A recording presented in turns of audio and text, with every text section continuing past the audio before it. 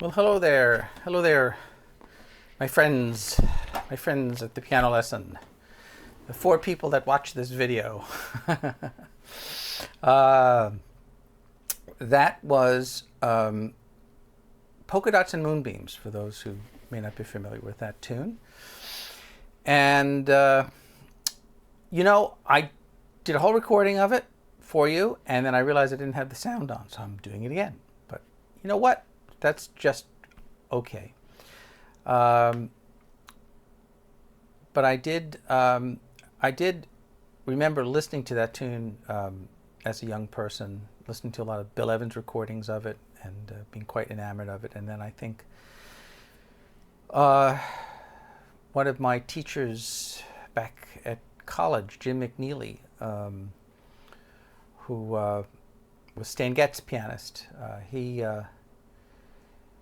I think assigned it to me or made a recording of it or something, and I kind of introduced me to kind of open my mind up to some new possibilities on how to harmonize it and so on. So if you don't know who he is, you might look him up because he's quite a good pianist. Hey, what do you want to learn today? I thought that I might discuss harmony a little bit, and thinking of more colorful, more complicated harmonies with extensions and alterations and so on, but I'm thinking of them in terms of simpler chords. In general, I think that's the best way to learn. You try to break things down into simpler components. So, as an example, one of the things about being a jazz player is that when you don't take things too literally. So if I see C7 like that, which is, let's say, in the bass clef, that, I am not going to play that. Okay, because that just sounds like that. That would not sound so great.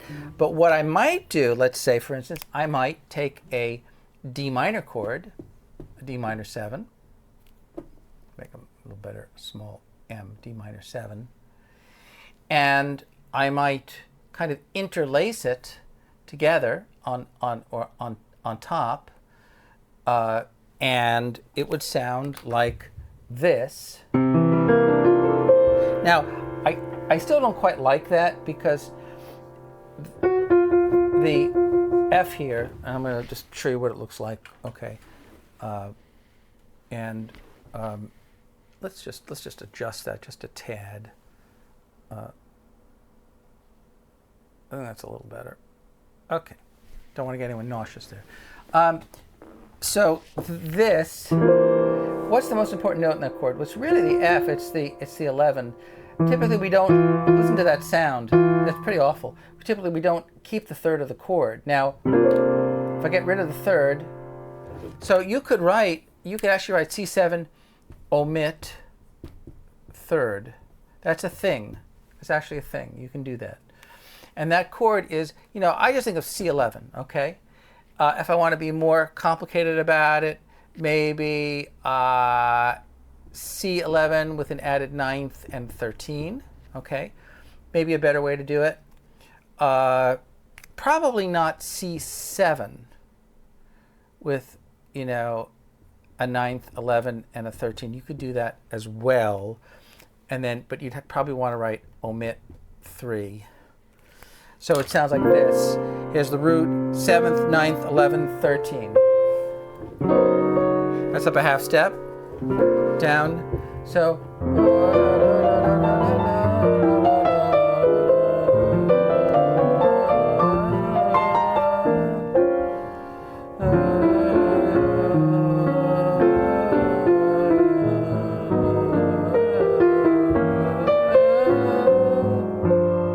and then there's the chord.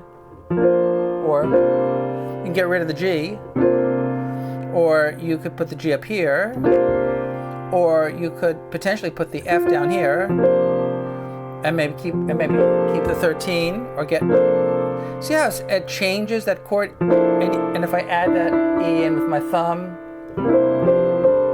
Now, so here's another important tip, okay? I'm not telling you personally, right? But don't be lazy. So being lazy means like you see a chord, you play it the same way all the time. Now, that's not such a bad idea if you're playing, you know, music that doesn't require, you know, that's supposed to be kind of simple. Okay, there's plenty of that music. It's perfectly fine.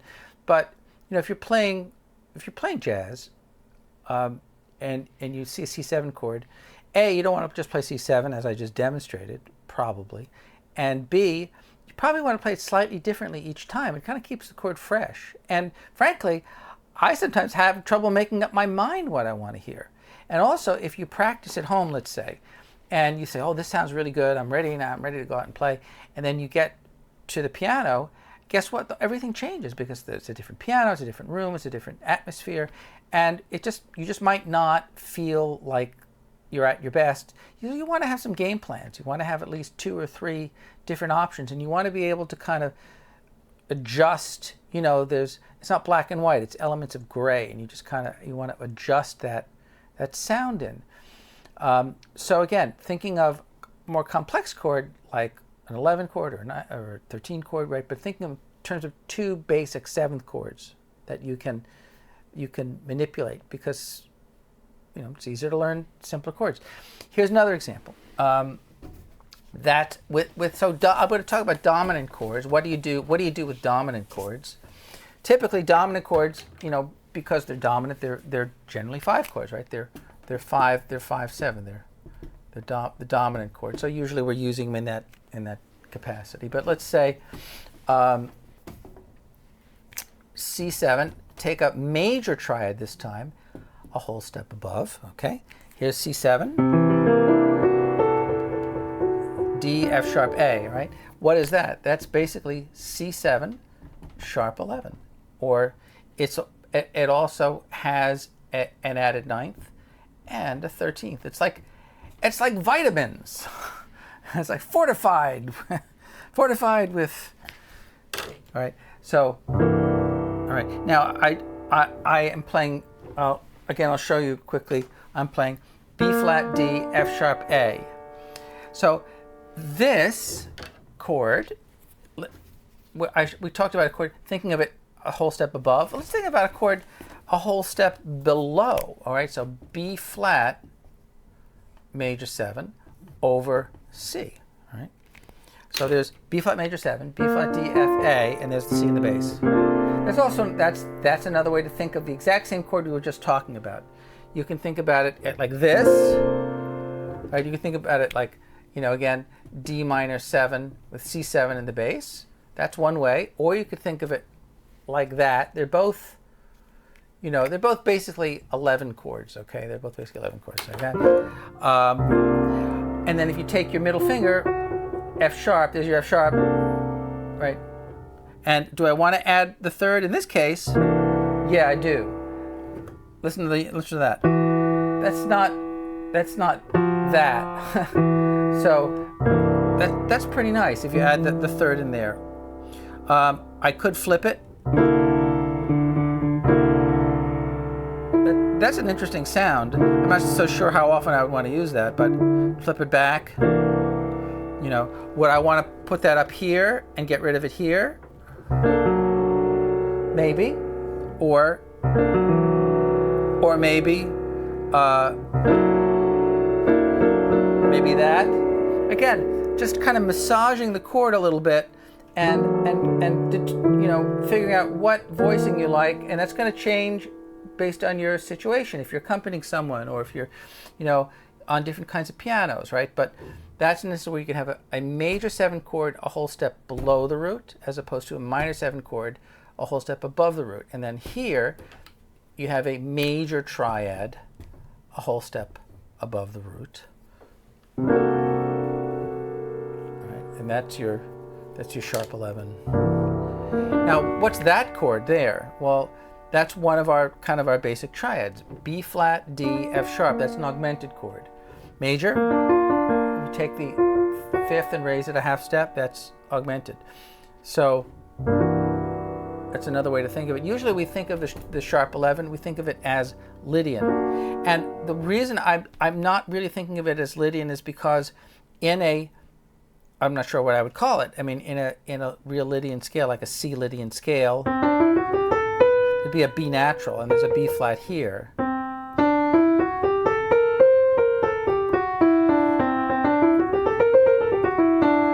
That's kind of an interesting sound, though. Now, somebody out there is going to know what to call that scale. I don't know what to call it.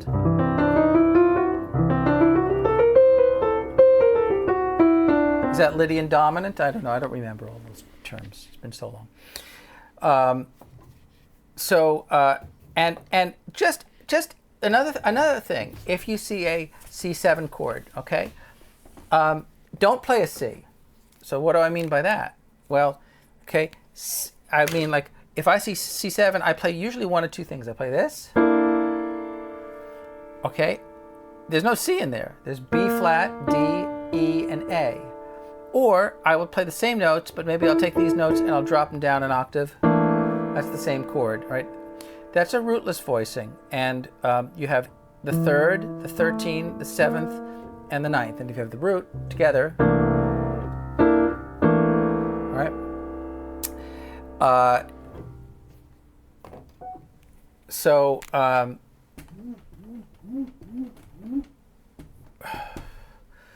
E, G, A, well, what did I do? There's no G. E, A, B flat, and D. Okay. So maybe I'll put the A over here, and I'll put the E over here. How's that? E, A, B flat, and D. All right. So there's our. That's actually C7, but it's with an added 9th and a 13. And if you see that, you might just say C13 and just call it a day. Okay. But that's the voicing. The other option, again, being taking these two notes, B flat, D, E, and A. Okay, B flat, D, E, and A. All right. You know, just a little trick, by the way, when you get into these ledger lines and, you know, they can get a little sketchy, a little hard. Remember, you have space notes, FAC, those are your space notes, and line notes, EGB, okay? So no matter what, you know, you don't get confused. But again, that's the kind of sound that you want when you see a C7. Now, you could, as well, take the 3rd of the chord, make it into the 11th, or the sharp 11. Right in here is a good place to modify or noodle around.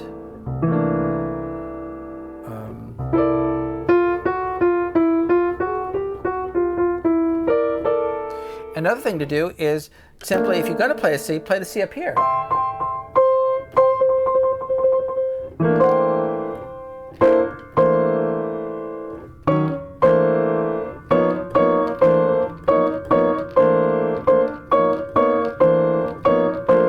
That's a pretty exciting sound.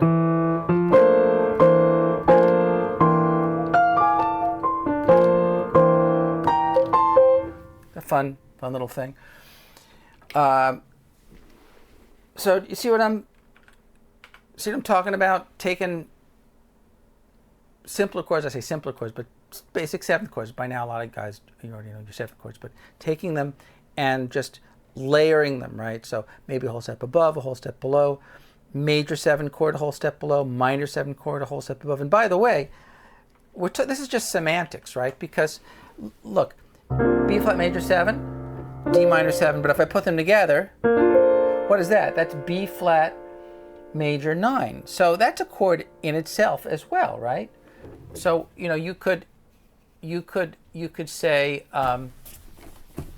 you don't have to stop at B flat major 7. You could say B flat major 9 over C. So we call that a slash chord, all right, as opposed to a, what did we used to call them? I forget. Compound chord? I don't remember. I don't know what do we call them? I don't remember, but there's a difference between if you see a horizontal line like that, typically that means that you literally play C7 and D major like that. You just kind of do that. This, you're just going to play a bass note for the most part. That's the subtle difference between the two.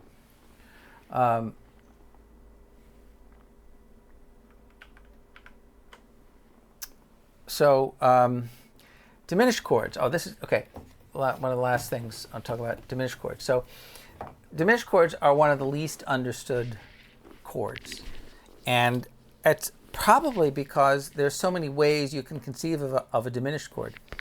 And a diminished chord is comprised of notes of the diminished scale, and diminished scale can be used to create a diminished chord if you just skip notes in the scale. Now, the interesting thing about the diminished scale is that it's comprised, like other scales, of whole steps and half steps, but it kind of has an extra note. But one of the chords that I use, the diminished. Now, that's just a straight up diminished chord. I like those sounds. I just like a garden variety diminished chord, okay? So that's let's just say G sharp, B, D, F. All right, G sharp, B, D, F. All right, so that's just G sharp diminished 7. Okay. If you want to have the other 4 notes of the scale, right? Take a diminished chord and whole step below. Isn't that interesting? Now, I like this chord on top because the melody is D, and that's in the chord, right? But F sharp, A, C, and C, line note, E flat. F sharp, A, C, E flat. Okay, if you put all of that together, that's F sharp diminished 7. If you put all of that together, F sharp in the bottom, G sharp on top, and I'm playing this in inversion, so I have the D on top. So it sounds like this.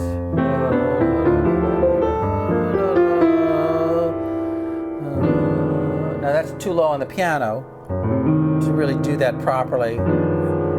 But if I revoiced it or played it in a different register,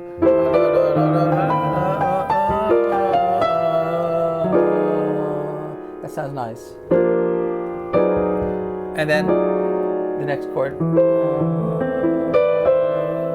right?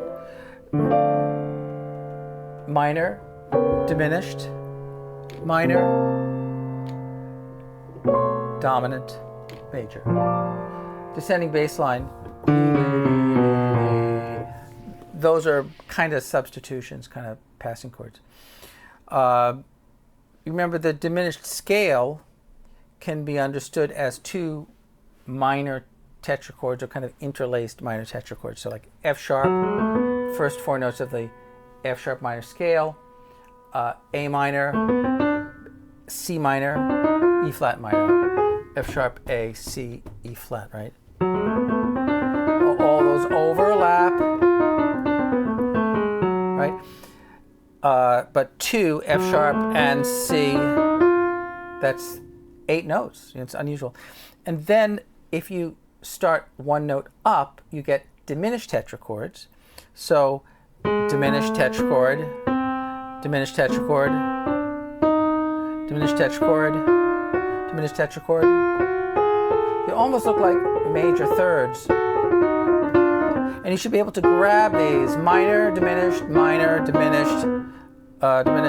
minor, diminished, minor.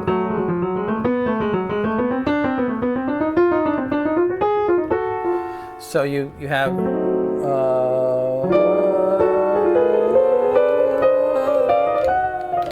or going up in thirds. Just nice textures. So I'm going about rambling a bit, but anyway, that's it for today. I hope you had a good time. Drop me a line and say hello. And you can contact me through my website, thepianolesson.com. Isn't that exciting? See you next time.